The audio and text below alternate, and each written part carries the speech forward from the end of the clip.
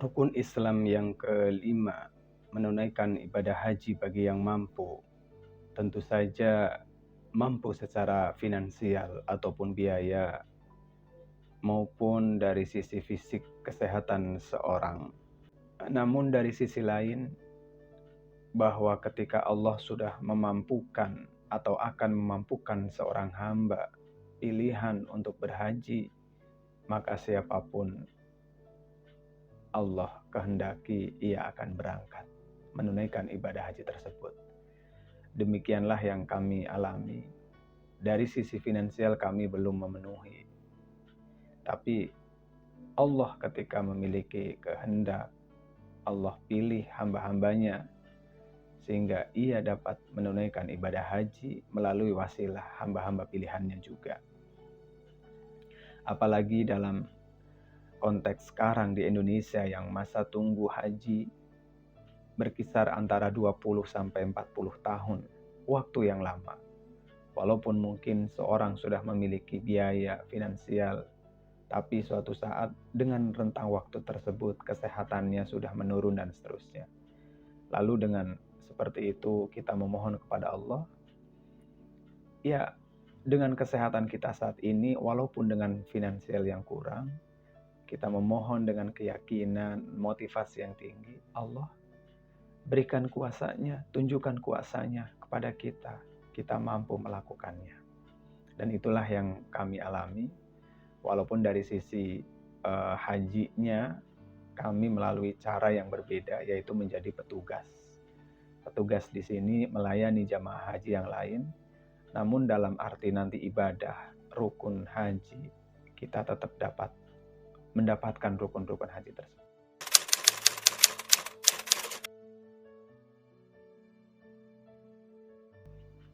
Tentu saja ketika saat itu di tahun 2022 kami mendapat tawaran untuk menjadi petugas haji. Kami langsung yakin bahwa ini adalah satu cara Allah memanggil kita untuk berhaji. Namun saat itu karena kami berada di naungan atau di bawah yayasan lembaga, kami sampaikan ke manajemen. Dan alhamdulillahnya pihak manajemen mendukung sepenuhnya. Kami sampaikan seperti ini, petugas haji seperti ini, waktunya sekian lama dan seterusnya. Alhamdulillah pihak manajemen mendukung.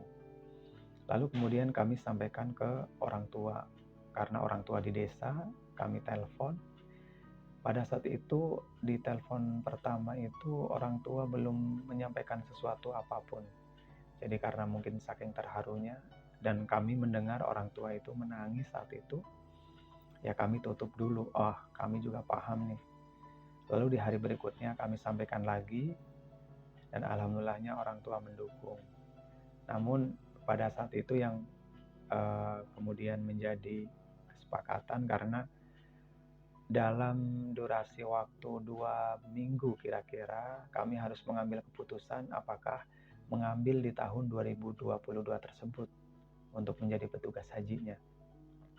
Dengan berbagai pertimbangan dari masukan pihak pimpinan manajemen, kami belum mengambilnya di tahun 2022 tersebut karena beberapa tugas yang masih harus kami lakukan. Dan lalu dari orang tua pun mungkin masih memberi gambaran bahwa petugas haji itu seperti apa yang harus kami lakukan, kompetensinya apa aja.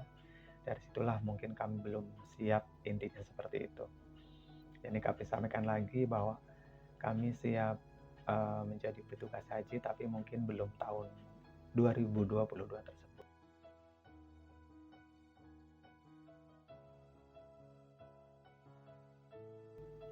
Iya, jadi dipanggil 2022, tapi kemudian menunaikan ibadah hajinya di tahun 2024. Rentang waktu 2 tahun yang menurut kami cukup lama. Tentu saja kami tetap yakin akan panggilan Allah tersebut. Jadi kami yakin panggilan Allah itu ya semenjak Allah mengirimkan hamba pilihan tersebut menjadi wasilah, menelpon ke kami, memberikan tawaran, di situ kami sudah yakin Allah ini pasti memanggil. Walaupun kemudian karena berbagai pertimbangan sehingga diundur sampai di tahun 2024. Ya, tetap yakin. Nah, justru menurut kami di jeda waktu 2 tahun tersebut menjadi ujian, benar-benar ujian kami. Sekaligus tantangan bahwa apa yang kami lakukan nanti benar-benar kami memiliki kompetensi, karena keberangkatan haji kami itu bukan hanya sebagai jamaah, tapi sebagai petugas. Maka di jeda 2 tahun tersebut kami cari-cari tuh informasi, sekaligus kami cari bagaimana manasik hajinya. Itu kami browsing lah, kami cari kitabnya lah, kami cari bukunya, kami tanya. Itu jadi insya Allah cukup tuh. Benar-benar Allah itu maha mengetahui segala sesuatunya. Jadi di jeda 2 tahun tersebut kami timba ilmu manasik ataupun timba ilmu berkaitan dengan petugas hajinya.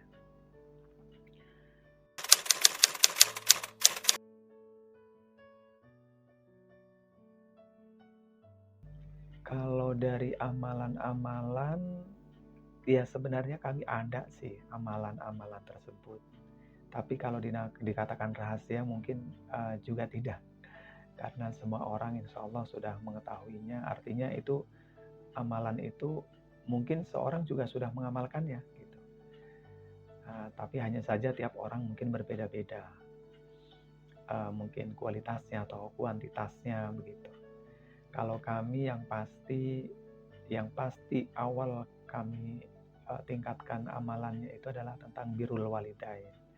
Jadi justru dengan seperti itu kami tingkatkan mendoakan orang tuanya, dan kita pun mohon izin ke orang tua, mohon restu, mohon didoakan. Dan orang tua itu sungguh luar biasa.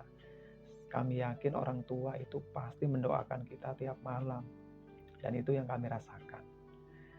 Kemudian yang kedua, ya ini yang tadi kami sampaikan, semua orang pun melakukannya, itu adalah tentang qiyamul lail. Jadi saat itu kami tingkatkan tuh bangun sepertiga malam terakhir. Jam 2, jam 3 kita bangun mengadu ke Allah. Ya Allah, ini panggilan Engkau. Ketika Engkau memanggil, Engkau tidak akan menyanyiakan kami.